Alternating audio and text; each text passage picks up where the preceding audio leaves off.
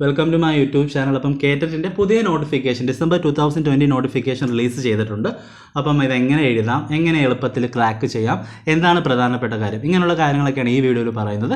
ഇനി കേറ്ററ്റിനെ കുറിച്ചുള്ള ഡീറ്റെയിൽ ആയിട്ടുള്ള നോട്ടിഫിക്കേഷൻസിൻ്റെ ഡീറ്റെയിൽസ് എല്ലാം ഞാൻ എൻ്റെ മുമ്പത്തെ ഒരു വീഡിയോയിൽ ഇട്ടിട്ടുണ്ട്. അപ്പം അതിൻ്റെ ലിങ്ക് ഞാനിവിടെ മെൻഷൻ ചെയ്യുന്നതായിരിക്കും. അപ്പം നമുക്ക് പ്രധാനപ്പെട്ട കുറച്ച് കാര്യങ്ങൾ നോക്കാം. എക്സാം 19th, എക്സാമിന് രജിസ്ട്രേഷൻ ആരംഭിക്കുന്നത് 19th ഇന്നാണ് ആരംഭിച്ചത്.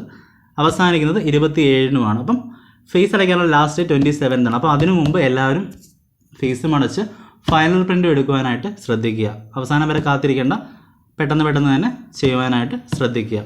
ഇനി അക്ഷയയിലൊക്കെ പോയിട്ടായിരിക്കും പലരും ചെയ്യുന്നത്. സോ ഈ തിരിഞ്ഞു പോകാതിരിക്കുക ശ്രദ്ധിക്കുക. നമ്മുടെ ഓപ്ഷണൽ സബ്ജക്റ്റ് ഉണ്ട്, അതേപോലെ തന്നെ ലാംഗ്വേജും കൊടുക്കാനുണ്ട്. കാറ്റഗറി 2 നമുക്ക് സൈക്കോളജി പേപ്പർ 2 ലാംഗ്വേജസ് എഴുതണം, പിന്നെ എയ്തർ സോഷ്യൽ സയൻസ് അല്ലെങ്കിൽ മാത്സ് ആൻഡ് സയൻസ്. അപ്പം ഈ ഒരു കാര്യം ശ്രദ്ധിച്ചേക്കുക, ഒരിക്കലും അത് തെറ്റിച്ച് വെക്കരുത്. ചിലരൊക്കെ ഓപ്ഷൻ സബ്ജക്റ്റ് മലയാളമുള്ളവരൊക്കെ തിരിച്ചൊക്കെ ചെയ്യുന്നത് കണ്ടിട്ടുണ്ട്. അതേപോലെ തന്നെ കാറ്റഗറി 3 സൈക്കോളജി പേപ്പറുണ്ട്, ഒരു ലാംഗ്വേജ് പേപ്പറുണ്ട്, പിന്നെ നമ്മുടെ സബ്ജക്റ്റ്. ഇങ്ങനെ തന്നെ ചെയ്യുവാനായിട്ട് ശ്രദ്ധിക്കുക. അപ്പം കാറ്റഗറി 1ഉം 2ഉം 28 രാവിലെയും ഉച്ചയ്ക്കുമായിട്ട്. അതേപോലെ കാറ്റഗറി 3ഉം 4ഉം 29 രാവിലെയും ഉച്ചയ്ക്കുമായിട്ട്. 10 to 12:30 2 to 4:30 സമയങ്ങൾ. ഓക്കെ, ഇനി നമുക്ക് കാറ്റഗറി 1, 2, 3 and 4 ഏതൊക്കെ ക്ലാസ്സുകൾക്ക് പഠിപ്പിക്കാനുള്ള യോഗ്യത നിങ്ങൾക്കറിയാം. അപ്പം അതിലേക്കൊന്നും ഞാൻ കൂടുതലായിട്ട് കിടക്കുന്നില്ല. അപ്പം കാറ്റഗറി 2ഉം 3ഉം ഞാൻ ജസ്റ്റ് ഒന്ന് പറഞ്ഞുതരാം. കാറ്റഗറി 2ന് പ്രധാനമായിട്ടും 4 പേപ്പറുണ്ട്. ഒന്നാമത്തെ പേപ്പർ സൈക്കോളജി റിലേറ്റഡാണ്. Paper 2 English, paper 3 Malayalam. ഈ 2 പേപ്പർ എഴുതിയേ പറ്റത്തുള്ളൂ, അല്ലാണ്ട് ഒരിക്കലും ഒരു ലാംഗ്വേജ് ചൂസ് ചെയ്യാൻ പറ്റത്തില്ല. 2 പേപ്പറും ഒരു ലാംഗ്വേജ് എഴുതാനും പറ്റത്തില്ല. മലയാളം ഇംഗ്ലീഷും എഴുതിയേ പറ്റത്തുള്ളൂ. ഇനി പേപ്പർ 4ലേക്ക് വരുമ്പോൾ നമുക്ക് ഒന്നെങ്കിൽ സോഷ്യൽ സയൻസ് ക്വസ്റ്റ്യൻസ് എഴുതാം, അല്ലെങ്കിൽ മാത്സ് ആൻഡ് സയൻസ്. അപ്പം ഇത് നിങ്ങൾ നേരത്തെ ചൂസ് ചെയ്യണം. നേരത്തെ ചൂസ് ചെയ്യുന്നത് മാത്രമല്ല, എക്സാമിന് നമ്മൾ ബബിൾ ചെയ്യുമ്പോഴും കൃത്യമായിട്ട് നമ്മൾ എഴുതുന്ന ആ ഒരു സെക്ഷൻ തന്നെയാണോ ബബിൾ ചെയ്യുന്നത് ശ്രദ്ധിക്കുക. നമുക്ക് ആദ്യം തന്നെ കിടപ്പുണ്ടായിരിക്കും മാത്സ് ആൻഡ് സയൻസ് ആണോ അല്ലെങ്കിൽ സോഷ്യൽ സയൻസ് ആണോ. അപ്പം നമ്മളത് കൃത്യമായിട്ട് ഏതാണ് നമ്മൾ എഴുതുന്നത് ആ ബബിളൊന്ന് കൃത്യമായിട്ട് ചെയ്യാനായിട്ട് കറുപ്പിക്കുവാനായിട്ട് ശ്രദ്ധിക്കുക. ഇനി നമുക്ക് അറിയേണ്ട പ്രധാനപ്പെട്ട കാര്യം ക്വസ്റ്റ്യൻസ് അല്ലേ. അപ്പം നമ്മളിതിൻ്റെ ഡീറ്റെയിൽ സിലബസ് എല്ലാം ഞാൻ മുമ്പത്തെ വീഡിയോയിൽ ചെയ്തിട്ടുണ്ട്. ഇതെങ്ങനെ പഠിക്കാമെന്ന് ഞാൻ പറഞ്ഞുതരാം. നമ്മൾ പൈസ കൊടുത്തൊക്കെ കുറേയധികം കോച്ചിങ് ക്ലാസ് എല്ലാം ഉണ്ട്. അപ്പം നിങ്ങൾക്ക് ഈ കാര്യങ്ങളൊക്കെ ഉണ്ടെങ്കിൽ നിങ്ങൾ ചെയ്യുക. അപ്പം ഇതൊന്നും ഇല്ലാത്തൊരു സെക്ഷൻ കാണുമല്ലോ, അല്ലെങ്കിൽ പൈസ കൊടുത്തപ്പോൾ ഞാൻ പഠിക്കുന്നില്ല, സ്വന്തമായിട്ട് പഠിക്കുകയാണെന്ന് വിചാരിക്കുന്നൊരു സെക്ഷൻ ഉണ്ടല്ലോ. അവർ ചെയ്യേണ്ടതെന്ന് വെച്ച് കഴിഞ്ഞാൽ ആദ്യം തന്നെ സിലബസ് ഡൗൺലോഡ് ചെയ്യുക. സിലബസ് ഡൗൺലോഡ് ചെയ്തിട്ട് സൈക്കോളജിയുടെ കേസിൽ നിങ്ങൾക്ക് ചെയ്യാൻ പറ്റുന്ന ഏറ്റവും നല്ല കാര്യം എന്ന് പറഞ്ഞാൽ നിങ്ങൾ ഓൾറെഡി പഠിച്ചുകൊണ്ടിരിക്കുന്ന കുട്ടികളാണല്ലോ, അതുകൊണ്ട് തന്നെ കുറേയധികം കാര്യങ്ങൾ അറിയാം.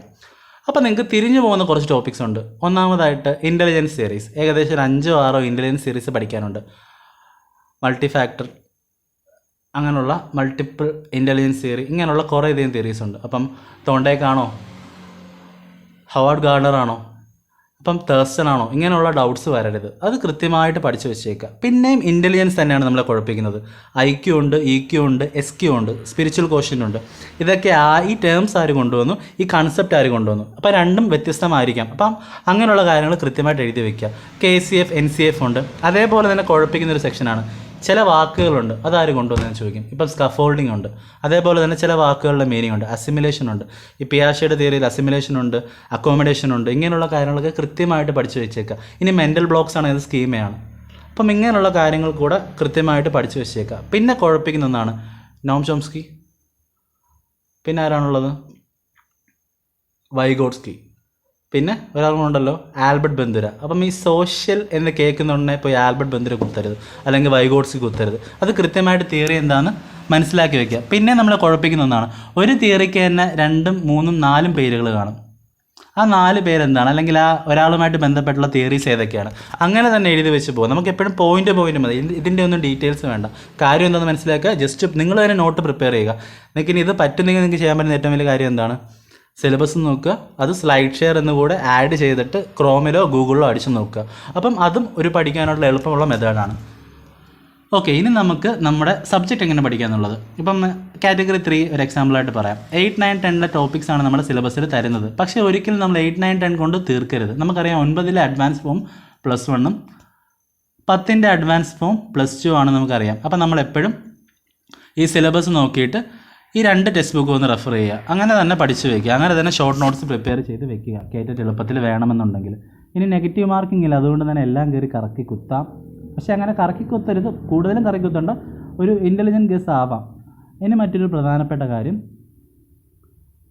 നെഗറ്റീവ് മാർക്കിംഗ് ഇല്ല. അതോടൊപ്പം തന്നെ കേറ്ററ്റിൻ്റെ ഇപ്പം 7 years വാലിഡിറ്റി എടുത്ത് മാറ്റിയിട്ടുണ്ട്, ആജീവനാന്ത വാലിഡിറ്റി. അതുകൊണ്ട് തന്നെ ഒരു പ്രാവശ്യം കൊണ്ട് തന്നെ എഴുതിയെടുക്കാനായിട്ട് ശ്രദ്ധിക്കുക. മറ്റൊരു പ്രധാനപ്പെട്ട പോയിൻ്റ് എന്താണ്, 82ഉം 90ഉമാണ്. ജനറൽ കാറ്റഗറീസിൽ 90 ആണ് മാർക്ക്. അപ്പം ഈ 90ക്ക് വേണ്ടി ഒരിക്കലും എഴുതരുത്. നമ്മളെപ്പോഴും 105, 110 മാർക്കിന് വേണ്ടി തന്നെ പ്രിപ്പയർ ചെയ്ത് എഴുതാനായിട്ട് പോവുക. അപ്പം ആ ഒരു മുൻകരുതൽ കൂടെ, ഒരു ഹെൽത്തി ലീഡ് കൂടെ പ്രതീക്ഷിച്ചതിന് എക്സാം എഴുതുക. അപ്പം ഇത്രയും കാര്യങ്ങളാണ് കേറ്ററ്റുമായിട്ട് ബന്ധപ്പെട്ടത്. അപ്പോൾ കേറ്ററ്റുമായിട്ട് ബന്ധപ്പെട്ട ഞാൻ മുൻപ് ചെയ്തിട്ടുള്ള വീഡിയോസൊക്കെ ഞാൻ എൻ്റെ കമൻറ്റിലും ഡിസ്ക്രിപ്ഷനിലും ഇട്ടേക്കാം. ആ വീഡിയോസ് പോയി കാണുക.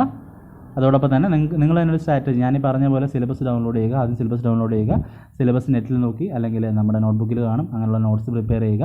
നമ്മുടെ സബ്ജക്റ്റ് കൃത്യമായിട്ട് പ്രിപ്പയർ ചെയ്യുക. അപ്പം ഇത്രയും കാര്യങ്ങളൊക്കെ നല്ല രീതിയിൽ ശ്രദ്ധിച്ച് തന്നെ എഴുതുക. പിന്നെ മറ്റുള്ളൊരു പ്രധാന ഡൗട്ടാണ് ഈ MCOM പോലുള്ള ഡിഗ്രീസ്. അപ്പം MCOM ഒക്കെ കേരള യൂണിവേഴ്സിറ്റി റെക്കഗ്നീഷൻ ഉണ്ടെങ്കിലും നമുക്ക് കേരള എഴുതാം. അങ്ങനെയുള്ള കുറേ സംശയങ്ങളുണ്ട്. അപ്പം അതുമായിട്ട് ബന്ധപ്പെട്ട സംശയങ്ങളൊക്കെ ഞാൻ അടുത്ത വീഡിയോയിൽ ക്ലിയർ ചെയ്യുന്നതായിരിക്കും. അപ്പം താങ്ക്സ്.